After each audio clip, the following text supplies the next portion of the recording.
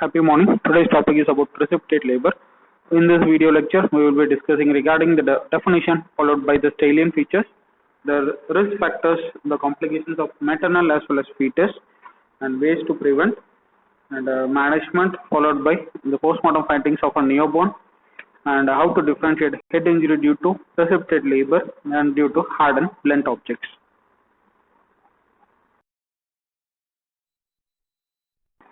Definition: all three stages of labor occur in very quick succession so that delivery occurs suddenly within less than 3 hours of commencement of contractions, and the prevalence is about 2%, and usually short labors are associated with abruptio placenta and uterine tachysystole, and more commonly precipitate labor are being noticed in multipara.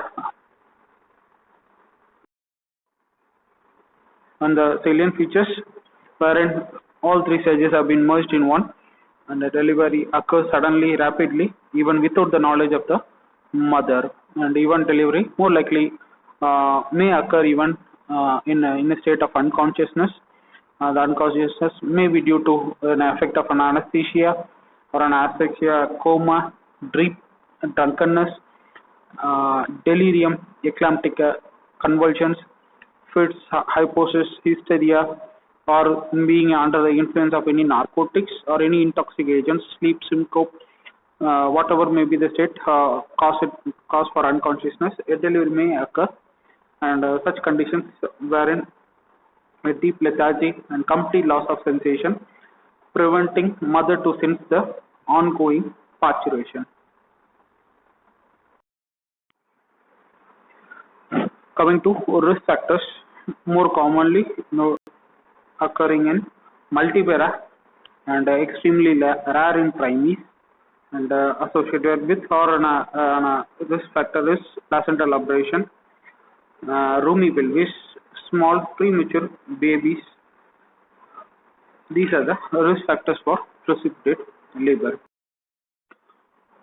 Coming to maternal complications, wherein extensive lacerations of cervix, vagina, and perineum can occur in, and even if the laceration can extend into, and even it can causes perineal tears, and associated with postpartum hemorrhages, and the resultant cause is due to uterine hypotony, and develop subsequent and unusually vigorous contractions can cause it, and complications of uterus in form of inversion, uterine ruptures can occur, and infections, amniotic fluid embolism, retained placentas, and need in for packed cell transfusion. These are of maternal complications. The need of packed cells transfusion is due to developing of PPH.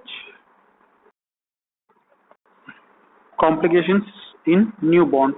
A death can occur due to a head injury or due to a suffocation, even if a newborn falls into a lavatory pan containing feces, or in a drowning if it falls into a pan containing water, and head injury wherein a maternal can't able to distinguish the descent of the fetus, the contractions, and other, wherein if the maternal is being in a standing position, and where there been a hard floor beneath or any external objects beneath, a newborn sudden descent can result in injuring with those external objects, can result in fractures of skull, and even intracranial hemorrhages are more likely.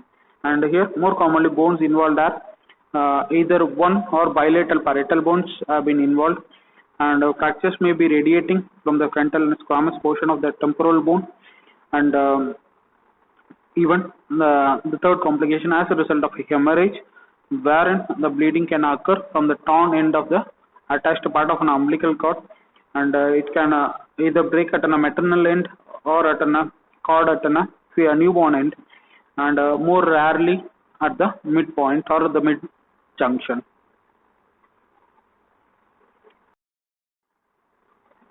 And ways for prevention: first and foremost, the patient having a previous history of precipitate labor should be hospitalized prior to labor, and during labor, uterine contractions may be suppressed by administering ether or magnesium sulfate, And thirdly, delivery of it should be controlled and liberal episiotomy to be given.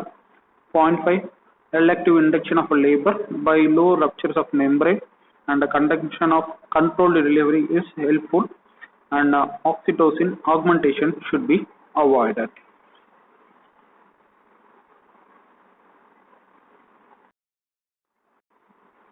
And coming to the autopsy findings on a newborn, and in cases where placenta is attached to the newborn, umbilical cord may show features of lacerated or torn ends, and where irregular margins being noticed.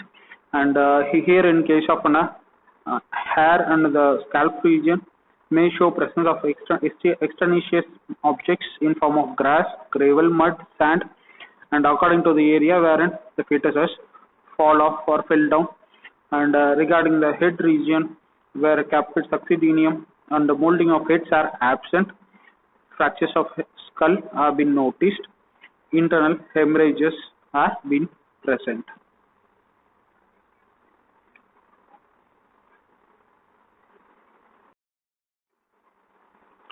And regarding the internal examination, especially of the air passages and the lung, and according to the place it falls, and it could either aspirate a blood or on a meconium or even a vaginal mucus, mud, gravel, sand, grass, urine, feces when it falls into a laboratory pan, and purely depend on where it falls or where it been drowned.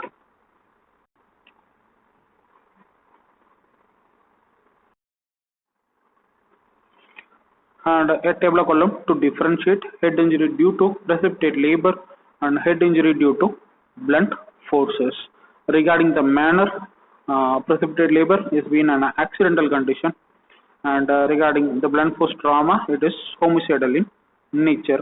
And regarding the mechanism, sudden dropping of newborn infant from the womb of the mother. And here the mechanism or the motive is intentional hitting over the head to kill the newborn. Regarding the bruises may be present on the vertex, and here found anywhere on the scalp region. Regarding the lacerations on the scalp, absent, and regarding in blunt forces, it may be present. Regarding the fractures, usually the most common type of fracture, fissured fractures, especially seen over parietal bones. In regarding blunt force trauma, extensive comminuted or depressed fractures are possible, and the reasons for comminuted depressed fractures are where extreme large of force being applied or repeated inflictions can result in this type of fractures. Regarding the brain matter, usually not injured in case of precipitate labor, and in case of blunt force trauma, blood may show features of contusion, hemorrhages, and lacerations.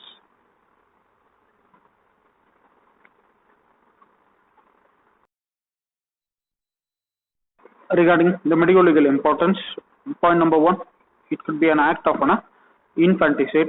A plea of precipitate labor is sometimes raised in case of an infanticide.